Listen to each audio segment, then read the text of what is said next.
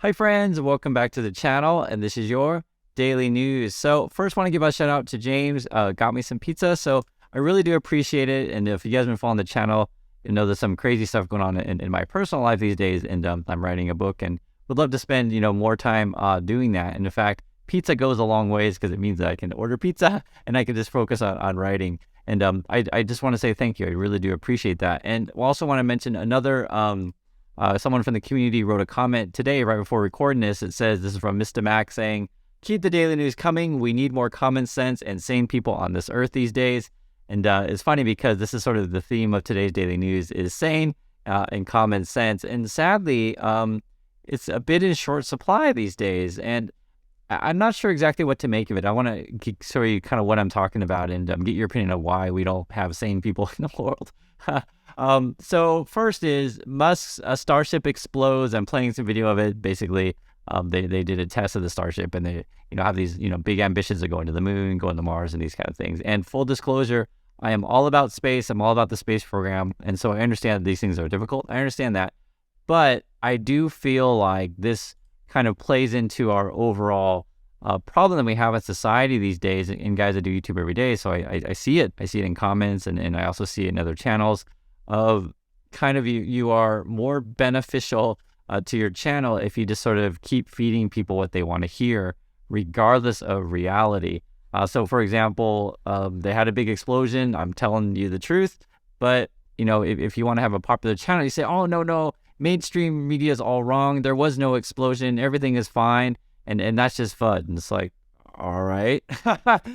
I'm looking at that right there. I mean, okay. I mean, I guess if you want to say that, but that's sort of the world that we live in. Like literally, you just pretend nothing happened and act like people are just making stuff up. You can see here the Starship explosion. They're trying to go to the moon. And this is another part of sort of the issue we have as well.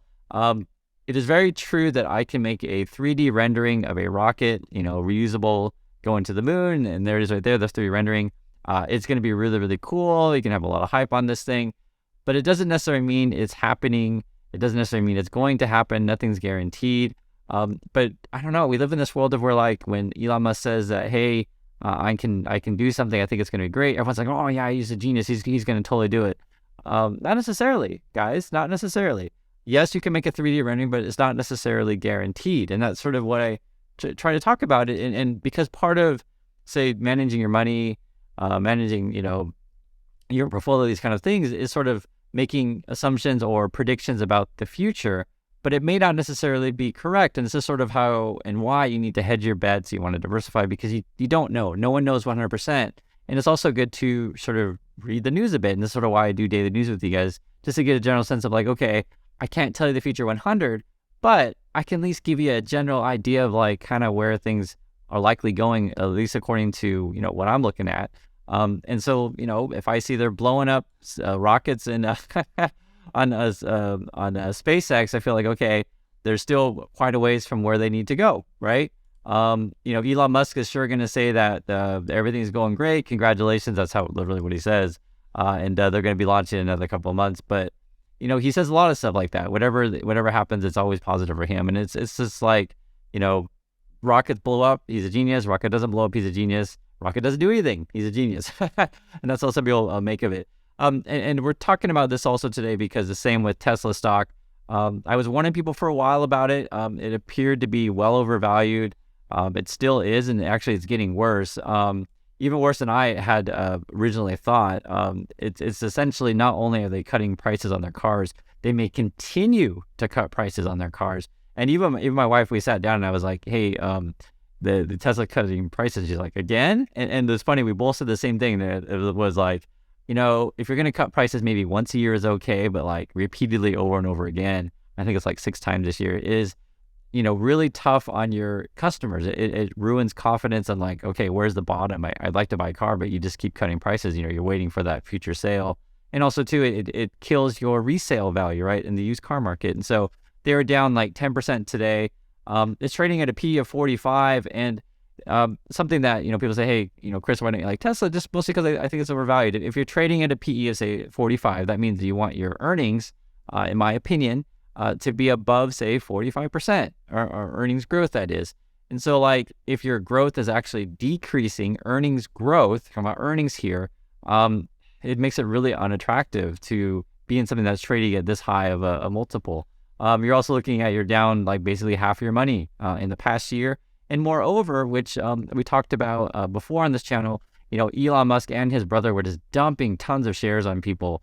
And, usually when the CEO is selling this much, it usually signals maybe things are not so great. Like they're really dumping shares on you. The other one as well is Elon Musk was, buying Twitter, which wasn't so great. I think he bought it, was it 44? And then recently he, sent out an email, whatever, and is currently valued at 20. So you're losing like $24 billion. And, people are like, oh, no, he doesn't care about $24 billion. He's so rich. And it's just like what world do we live in where someone doesn't care about $24 billion? We're not talking about million, which is like 24 million is a lot of money, right? I mean, I hope you understand that. But like billion is like a ludicrous amount of money. And I don't know, there's this weird disconnect with reality when you talk about these things. And so I try to be sane and not like just make stuff up. I don't know what else to say. So the market is, struggling right now. You can see headlines here. Tesla sounds a recession alarm. And tell me if my logic is sound. So interest rates are going up, right? So with that sort of thing, you would think, okay, people may be pulling back on big ticket, purchases because it costs them more money to borrow money. Something I've always said before, several times on the channel, to say to again, my opinion on when you buy cars is pay cash, and if you can't pay cash, get a cheaper car. That's my basic opinion on that. And when the cost of money goes up, is not only are you buying a depreciating asset, you're also paying interest on said depreciating asset. So it's not so great. Moreover, we know that people are losing their jobs, so that makes it also, unattractive to be out purchasing these kind of things. So, right, this is not hard to see, and we're going to see if other companies are going to come out saying the same stuff that, maybe people are pulling, back their purchasing decisions, and maybe, we're going to have to cut prices to make it more attractive. Now, if you take a look at like, if someone says, oh, Chris, no one could have saw this coming. I just want to show you guys some headlines that we do talk about, and it's kind of funny how simple it is, and I want to make it really, really simple to understand. So back in January, this is January 13th, there was a headline: Tesla cuts prices up to 20%. And essentially the Tesla pumpers will say, oh, Chris, you're so dumb. Tesla can cut prices as much as they want, and they're still going to make money because Elon Musk is awesome. And like, okay, maybe he's awesome. Who knows? Maybe he is. But I can read the headlines. They're cutting prices 20%, okay? If nothing else changes, what do you think is going to happen to their earnings? Probably going to go down, right? Here's another one. This is April 14th, right? Just a week or so ago. Tesla earnings likely drop 20% on price cuts despite record deliveries. And just think about this. A lot of times they'll say, well, Chris, you're just too stupid to understand. They're delivering tons and tons of cars. And I'm like, okay, I get that. I totally get that. Like, you can sell more cars, you can make money on volume. I get that. It's not that hard to understand. But they are cutting prices. So that means you have to really, really sell a lot of cars. And it's funny because the numbers roughly shake out the same. Their earnings are going down 20% because as it turns out, earnings report comes out. This is on April 19th. Tesla net income drops more than 20%. So it's like, all these numbers kind of make sense. Like, okay, looks like earnings growth is going down. In fact, it's dropping 20%. Like you've been seeing the last few months, it's kind of in this range, and it may go down more because they're looking at cutting prices more. And it's just crazy to me, like how obvious this stuff is. But I do get it. This is sort of a world that we live in, to where people just believe whatever they want to believe. But at the end of the day, right, these sort of things catch up with you, because if you believe that the stock market ultimately trades on what something is actually worth, then it'll go to that point eventually. Now, it may not necessarily be in a straight line, but eventually. And yes, there can be people who are overly bearish on things, and yes, there can be people who are overly bullish. So, for example, this is a pretty bearish one. There was a guy they were talking to, and he's like, you know what? Tesla's heading to $28 a share. That might be true. Who knows? I'm not going to necessarily say that this is 100%. This is like a very, very bearish one. As of now, Elon Musk is going to be facing more competition. It's a real thing. I get it. If you're a pumper, you say, no, there's no competition. There's no such thing as another car company. And I'm just like what world do we live in? And one of the things I think is there's a possibility out there, and it could be very real. You could have just a lot of young, investors who have never really owned stock before, or haven't actually owned that many cars. And I can just tell you, I've owned several cars in my life. And there are a lot of different brands out there, and I like different cars for different reasons. Tesla's just one of many brands, not the only game in town. And, $28 a share, this sort of is an interesting one. So, because I want to read some of the details.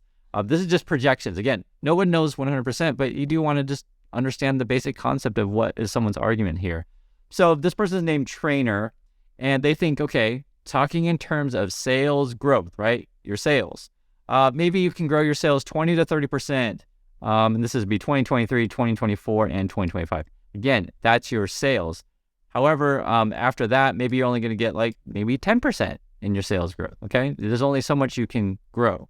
The other one is he's saying that maybe your margins are going to go down. So you're going to go down from, say, 13% to maybe like a 7%. And this is where Tesla just becomes like any other car company.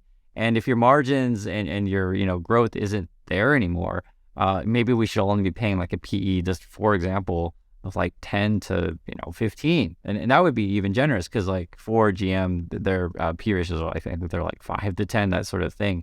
And if Tesla's now trading at 44, you're looking at it could definitely be cut in half from here. There's certainly a possibility. Now, would it go to $20 a share? Who knows? This is the more bearish thing. But I want you to understand like this basics concepts of, yes, your sales could increase, but your earnings could actually go down. Because it's just you keep cutting prices on these things. The other thing is too is we also live in a world to where who knows what anything is worth. Take a look at Bitcoin. This is very true, and I tell you guys the truth. If you would have got Bitcoin in November, right, and you would have sold it just say a couple weeks ago, you would have basically, I think it was like 80% of your money, this kind of thing. But what is Bitcoin really worth? I mean, like how do you calculate what Bitcoin is worth? Honestly, I have no idea. I have no idea what Bitcoin's worth. To me, it's worth nothing. That's why I don't put money into it. I can certainly see you can make money trading it. I can totally see that. But how do you figure out a fair price for Bitcoin? And so this is sort of why I don't mess with this stuff, because I don't know. And if you guys have a formula or a method of a fair price for Bitcoin, please let me know. I just don't know. And this, again, I think this is sort of why people struggle in the market who are new, because they just think everything's like Bitcoin. It's like, well, Tesla stock is whatever someone's willing to pay for it, which is, yes, that is true. There is a factor in that, whatever someone's willing to pay for it. But I do believe at the end of the day, things will go to what they're worth. And if Tesla's earnings are decreasing, it's just not worth as much. It's not bringing as much money. You're not getting as much return. And this reminds me of another similar thing. Is I find it so strange in the world that we live in that people can't just be fair and live in reality. So I saw there's some sort of scandal going on with it. There's an IRS agent who is a whistleblower and wants essentially protection to say that something's going on with the investigation of Hunter Biden. I see that. See right here. That's what I'm talking about it. And that's fine with me. If Hunter Biden is guilty of something, so be it. Let there be charges. Let there be, an investigation. And if there's guilty, pay whatever fine, go whatever jail. It doesn't matter to me. I really don't care. If he's guilty, go for it, right? That's all I have to say about that. And it's weird to me, like, some people act like there's only one party that does things bad and only act like one party does things right. And it's like, I'm fine with both parties being bad. Is that so hard to say? It's weird to me.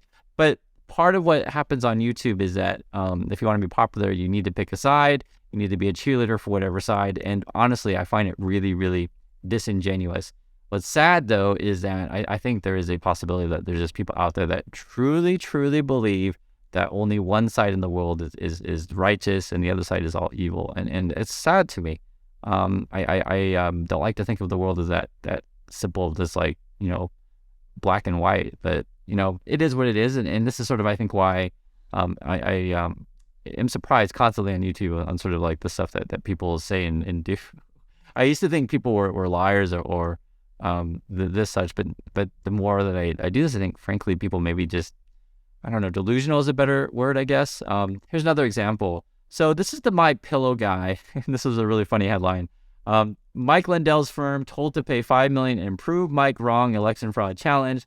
So this is he's a Trump supporter, and he's like, the election was stolen. There's all this foul play.